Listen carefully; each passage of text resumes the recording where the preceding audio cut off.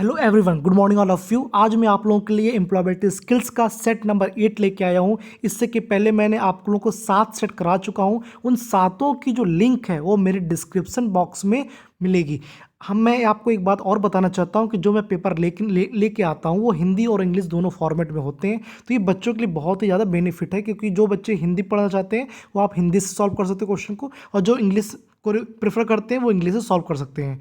बच्चों, एक बात बता दूं कि लगातार हम लोग क्या प्रैक्टिस करने से हम लोग को कहीं ना कहीं हम लोग की जो नॉलेज है वो इन्हेंस होगी। आप लोग को पता है बच्चों, एक बार अब्दुल कलाम जी ने एक लाइन बोली थी, जिस दिन हमारे सिग्नेचर ऑटोग्राफ में बदल जाएं, उस दिन मान लीजिएगा कि आप कामयाब हो गए हैं। चलिए बच्चों, तो हम बात करते हैं अपने एम्प्लॉयबिलिटी स्किल्स के सेट नंबर 8 के बारे में, जो कि फेब के 2017 के प्रथम सेमेस्टर के 1 ईयर ट्रेड में आया हुआ था। ठीक है, अब हम बात करते हैं क्वेश्चन नंबर फर्स्ट की। इसमें कुछ इंग्लिश के क्वेश्चन कुछ ज़्यादा होंगे, कोई बात नहीं, हम लोग सॉल्व करेंगे उसको। चलिए, निम्नलिखित में से कौन सा वाक्य सही है? निम्नलिखित में से कौन सा वाक्य सही है, जो हम लोग को बताना होगा। तो इसमें हम लोग देख पा रहे होंगे कि इंग्लिश में क्या लिखा हुआ है, which one of the following sentence is correct. Which one following sentence is correct. इसमें 4 सेंटेंस दिए गए हैं, 3 सेंटेंस दिए गए हैं, लास्ट का ऑप्शन जो इनमें से कोई नहीं है। तो हमको बताना है कि कौन सेंटेंस हमारा सही है। हम एक सेंटेंस पढ़ते हैं, Faisal has MBA degree from Delhi university. इसमें देखिए आप लोग देख पा रहे होंगे MBA वर्ड आ रहा है, क्या आ रहा है, MBA।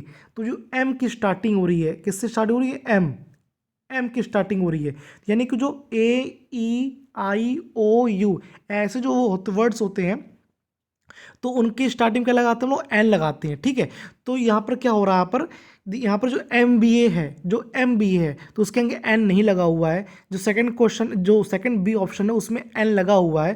थर्ड में क्या लगा हुआ, मास्टर, वो एम से स्टार्ट हो रहा है, कैसे मास्टर से, उसको क्या बोलेंगे, प्रोनाउंसिएशन से क्या होगा, मास्टर।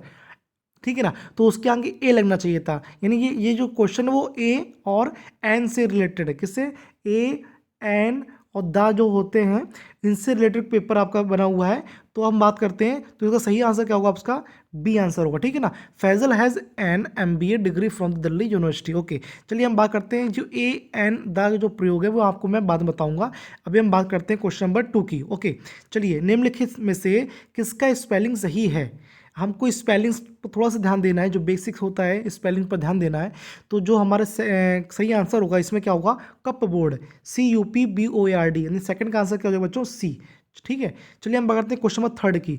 सक्रिय वाच्य, यानी कि जो एक्टिव और जो पैसिव होते हैं। बच्चों बता दो, जो एक्टिव, एक क्वेश्चन जरूर आता है एक्टिव पैसिव से, आपको पता हो एक्टिव होता क्या है, यानी हम उसको सिंपल समझाएं आपको। तो active passive refers to the sentence in which the subject is performing the action. ठीक है, और पैसिवा क्या होता है, refer to a sentence in which the subject undergoes the action, यानी कि जो आपका सब्जेक्ट होगा एक्टिव में वो क्या बन जाता है, आपका ऑब्जेक्ट बन जाता है। ठीक है ना, और जो ऑब्जेक्ट होता है वो क्या बन जाता है, आपका सब्जेक्ट बन जाता है। ठीक है ना, तो इस समय आप देखें, जो हम क्वेश्चन पढ़ेंगे, क्वेश्चन नंबर 3 पढ़ेंगे, तो क्या लिखा हुआ, the pilot landed the helicopter safety.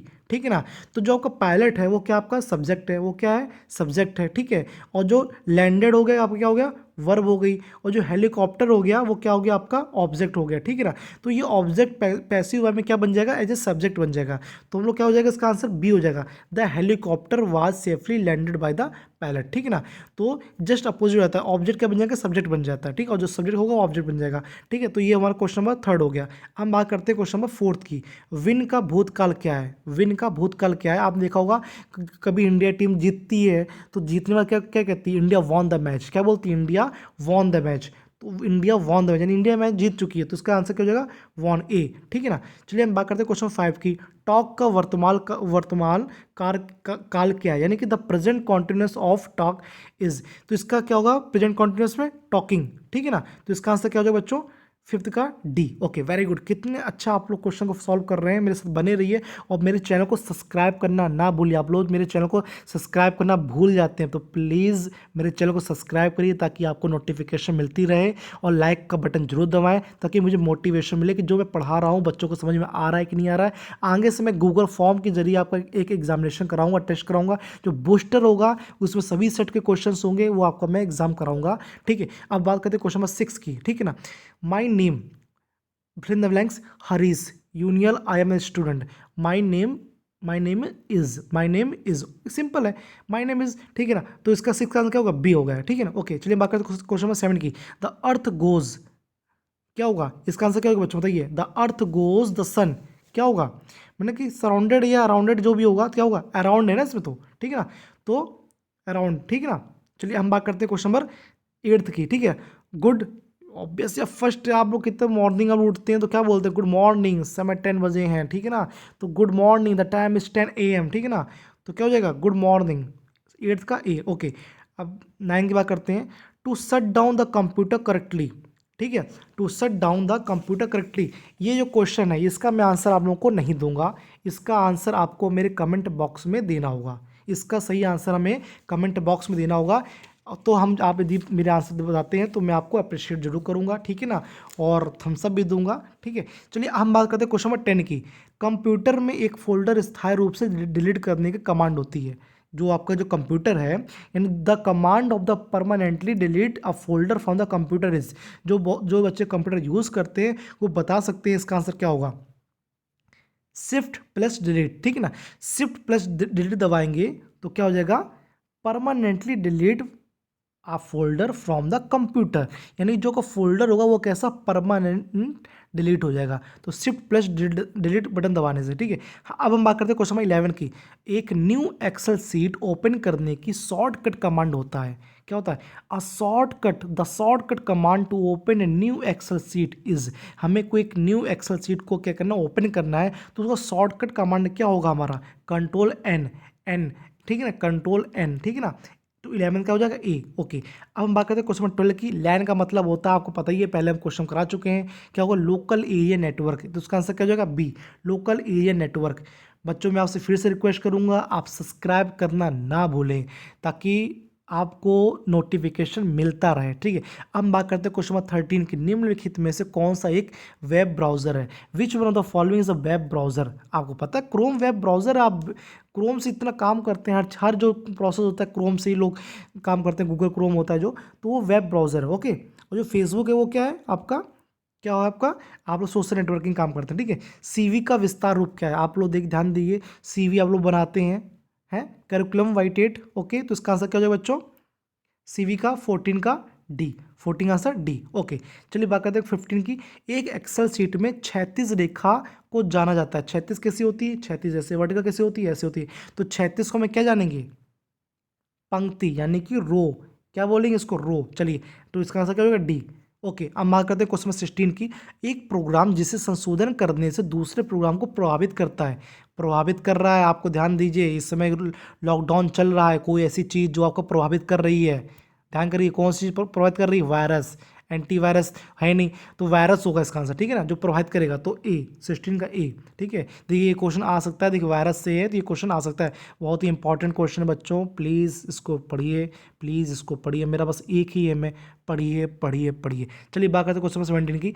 उचित प्रश्नवाचक विशेषण से रिक्त स्थान को भरिए, यानी fill in the blanks with the proper interrogative adjective. आपको पता होगा जो प्रॉपर इंटेरोगेटिव एडजेक्टिव होते हैं वो क्या क्या होते हैं, जैसे कि आपने एग्जांपल सुना होगा, देखिए विच वन, देखिए आपने सुना होगा नहीं, विच वन, ठीक है, which one, how many, how many, ऐसे कुछ जो वर्ड्स होते हैं वो सब क्या होते हैं, प्रॉपर इंटेरोगेटिव होते हैं। बट इस 17 का भी मैं आंसर नहीं दूंगा, आपको राइट आंसर इसमें देना हो कमेंट बॉक्स में, ठीक है ना। हम बात करते हैं क्वेश्चन नंबर 18 की। उचित निजवाचक सर्वनाम से रिक्त स्थान को भरिए, यानी कि क्या है, फिल इन द ब्लैंक्स भरनी है हमको, proper reflexive pronoun. Proper reflexive pronoun होते क्या, ये हम बता दें आपको।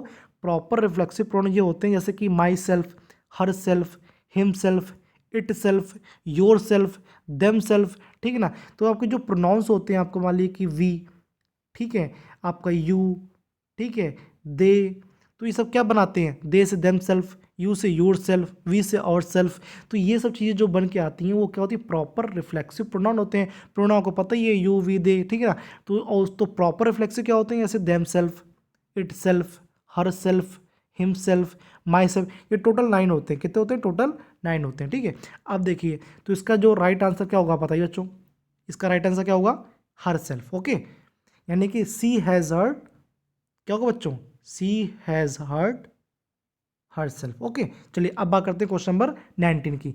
वर्बल कम्युनिकेशन यूज, जो वर्बल कॉम्बिनेशन यूज करते हैं, जो मौखिक संचार उपयोग करते हैं, तो क्या करते हैं बताइए, कौन सा इसका आंसर होगा? लेटर या body language, speech, computer? Obvious speech होगा, वर्बल है तो क्या होगा, स्पीच ही करेगा इंसान, तो इसका आंसर क्या होगा? सी। चलिए बात करते हैं क्वेश्चन नंबर 20 की। बातचीत करने से में कौन सा एक बाधा बनाता है, यानी कि which one is the barrier to speaking?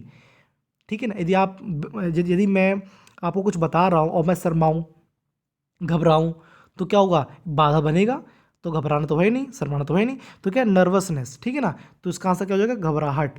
20 का सी। ठीक है ना। अब बात करते हैं 21 की बात करते हैं। निम्न में से कौन सा एक सकारात्मक व्यवहार के अंतर्गत नहीं आता है, यानी विच one is not the outcome of positive attitude? Positive attitude के अंतर्गत आपका ये नहीं आता है, तो इसका क्या होगा? तनाव रहित। आप तनाव रहित रहेंगे तो क्या होगा? तो पॉजिटिव एटीट्यूड तो आने से ना रहा, ठीक है, लगेगा बहुत परेशान इंसान, बड़ी प्रॉब्लम्स चल रही है इसकी लाइफ में, तो वो तनाव रहित रहेगा, तो पॉजिटिव एटीट्यूड तो नहीं आने वाला। ठीक है, चलिए अब बात करते हैं क्वेश्चन नंबर 22 की। बॉडी लैंग्वेज के अनुसार छाती के सामने क्रॉस्ड भुजा संकेत करता है, यानी कि according to the body language crossed arm in the front of the chest indicate, यानी कि आपने यदि दोनों हैंड को क्रॉस कर लिया है द फ्रंट ऑफ चेस्ट, तो समझिए कुछ ना कुछ दिक्कतें चल रही हैं, कुछ ना कुछ दिक्कतें चल रही हैं, यानी कि आप क्या है, आप क्या हैं, आप असहमति दिखा रहे हैं। आप क्या दिखा रहे हैं? असहमति दिखा रहे हैं। क्या दिखा रहे हैं आप लोग? असहमति दिखा रहे हैं, यानी कि आपको मज़ा नहीं आ रहा है, डिसएग्रीमेंट हो रहा है आपका। ठीक है ना, तो इसका राइट आंसर क्या हो जाएगा बच्चों, बताइए? इसका राइट आंसर क्या होगा इसका? ए, असहमति। ठीक है ना, ए। चलिए अब बात करते हैं क्वेश्चन नंबर 23 की। क्या बात करते हैं क्वेश्चन नंबर 23 की, तो इसका आंसर क्या होगा? निम्नलिखित में से कौन सा प्रभावी सुनने की कुशलता को माना जाता है? मैंने कि जो आपका जो बंदा होगा, जो भी बंदा है वो प्रॉपर अच्छी तरीके से सुन रहा है, इफेक्टिव उसकी इस लिसनिंग स्किल्स है, तो क्या होगा? स्पीकर को नहीं देखना, जब स्पीकर बोल रहा है, क्या ये इफेक्टिव स्किल्स होगी? नहीं होगी, तो ये क्या हो, क्रॉस हो जाएगा। ठीक है, जब आप महसूस करते हैं कि स्पीकर सही नहीं है, तो आप बीच में उसको क्या व्यवधान उत्पन्न करेंगे? ये भी गलत है। क्यों भी आप व्यवधान किसी को उत्पन्न करेंगे? आवाज़ को टोन पर विचार नहीं करते, केवल शब्दों पर फोकस करते हैं, ये भी गलत है। ठीक है ना, तो यानी इनमें से कोई नहीं है। ठीक है ना, आप इफेक्टिव लिसनिंग कर रहे हैं, कुशल लिसनिंग कर रहे हैं, तो आपको ध्यान सुनना चाहिए। जब पूरी बात खत्म हो जाए तो आप अपनी बात को रखेंगे। ठीक है, अब बात करते हैं क्वेश्चन नंबर 24 की। महिला के लिए व्यवसाय साक्षात्कार को फेस करते समय निम्नलिखित में से कौन सा ग्रूमिंग मानक सही है, यानी which one of the following is correct the grooming standard for the ladies while standing the business interviews? क्या होगा? फॉर्मल साड़ी यदि पहन के जाते हैं गर्ल्स, तो वो बताता है कि ये मानक, इसका जो भी है आधार है, वो क्या है, वो सही है। ठीक है, ओके। अब बात करते हैं लास्ट क्वेश्चन के 25th क्वेश्चन की। ये क्या होगा? समस्या हल करने की चरणों का सही क्रम। मान ली कोई एक समस्या आई हुई है, प्रॉब्लम आई हुई है, प्रॉब्लम सॉल्विंग करनी है, तो उसका जो सही तरीका होगा, तो क्रमबद्ध तरीके में बताना है। तो चारों को आप पहले पढ़िएगा, आपको जो बेटर लगे उसको कंटिन्यूस लिखते जाइएगा। तो मेरा जो आंसर होगा 25 का बी होगा। पहले हम क्या करेंगे? समस्या को पहचानेंगे, फिर समस्या का संरचना करेंगे, फिर समस्या का समाधान की तलाश करेंगे, फिर एक निर्णय लेंगे, फिर उसको लागू करेंगे, फिर बाद में प्रतिक्रिया लेंगे, लोगों की फीडबैक लेंगे। तो इसका करेक्ट आंसर क्या होगा बच्चों? बी। ठीक है, चलिए अब हम बात करते हैं, एक बात बताना चाहते हैं आप लोगों को कि मैं एम्प्लॉयबिलिटी स्किल्स का अभी 2 पेपर और लेके आऊँगा, बीच बीच में और भी लेके आता रहूँगा, जो मुझे नए पेपर्स मिलते जाएंगे वो मैं लेके आता रहूँगा। ठीक है, तो मेरे यहाँ पर 10 सेट्स पूरे कंप्लीट होंगे, अब 8 हो चुके हैं, 10 हो जाएंगे। इसके बाद मैं आप लोगों को वर्कशॉप कैलकुलेशन पढ़ाऊँगा।